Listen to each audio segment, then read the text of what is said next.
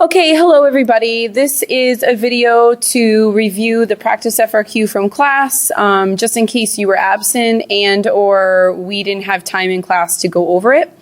So the first part of the free response question was a recap of the same exact GDP calculation that we did in class. So this was my little gift to you. We practiced this skill. Just so if you need a little bit of a recap here, keeping in mind, it says the output and prices of goods and services of country X are shown in the table above. Assuming that table 2009 is a base year, calculate each of the following. So the nominal gross domestic product in 2010, nominal means the dollars of that current year. So we need to use the dollars of 2010. So all we're going to do is take the quantities of 2010 and the price of 2010, and we're going to multiply those all together. We're going to get $25 with 5 units times 5, $100 with 10 times $10, and then 8 times 250. We're going to come out with $20. When we add those all up, we will get a total of $145. So again, nominal means current year. That's the current year, current quantity. Now they want us to adjust for inflation. The question says that 2009 is going to be the base year. I'm going to take the same exact quantities from 2010, and I am going to multiply those by the 2009 prices. So I'm going to get 2.5 by 8, $6 by 10, and $4 by 5. Moving over here, 8 times 2.5, once again, $20. 10 times 6 is $60, and then 4 times 5 is $20. Add those all up, and you're going to get a grand total of $100. Incidentally, the 2009 quantity over here is sort of irrelevant to our answer at this point in time. Moving on to part B. It says if in one year the price index is 50 and in the next year the price index is 55, what is the rate of inflation from one year to the next? So the price index, if you recall, measures the average change in price over 300 of the market basket goods. We don't know that we're actually using the actual United States market basket for this question. It could be a fictional economy. It's not clear because it's called country X. So all we have is this number 50 and 55. Just remember that a price index is not a percentage. So what we're looking at is the percentage that the price index went up. If the numbers themselves were percentages, then we would say that they've gone up 5%, 50 to 55. But they're not percentages, they're an index. And an index has to do with analyzing the rate in which prices changed, or the change from year to year. So if one year the price index is 50 and the following year it's 55, I'm going to do this by subtracting the two. And I noticed that it went up 5 points on the index. Well, 5 is what percentage of 50? 5 equals 10% of 50.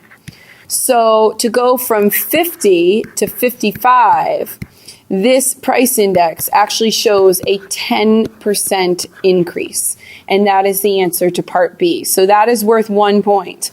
So the previous, you've got 2 points up for grabs here, $145 and 100. Now we've got another point here with saying 10%.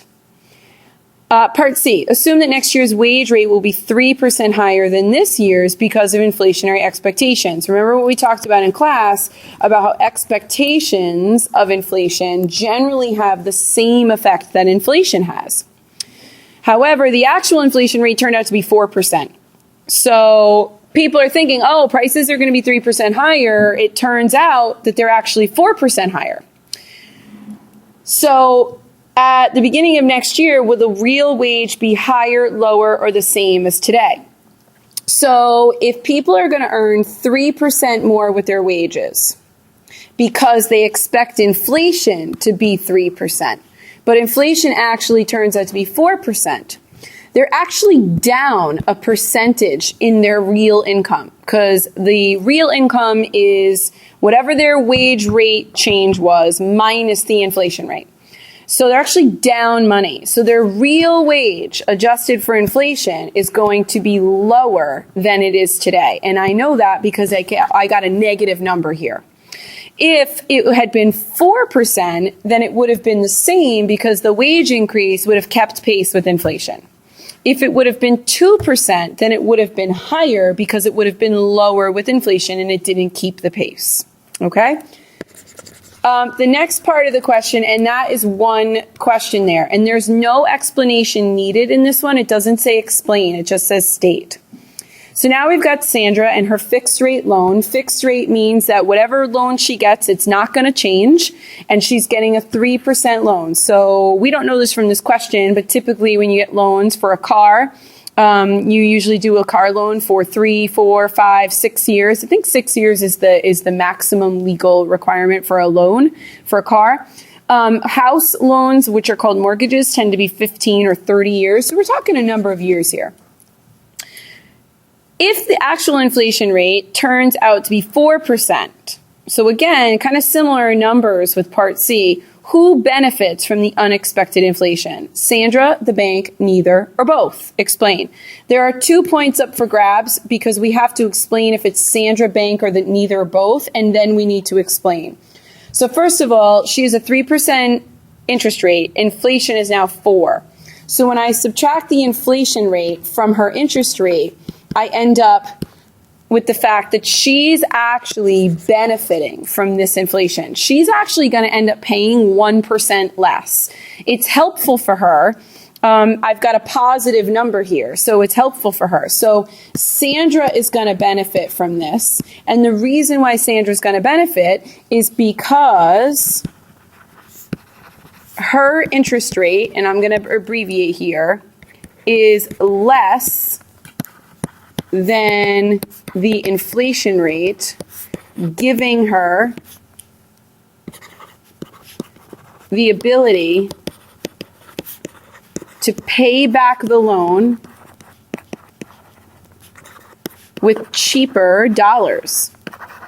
And there's a variety of ways of saying that, as long as your answer is conveying the fact that she has more purchasing power now, or, you know, the money isn't worth as much as it used to be, and money is worth 1% less than it used to be. You know, whatever you're doing to explain the fact that she's actually benefiting from this. So that is our FRQ. I hope that helped. Come see me if you've got questions.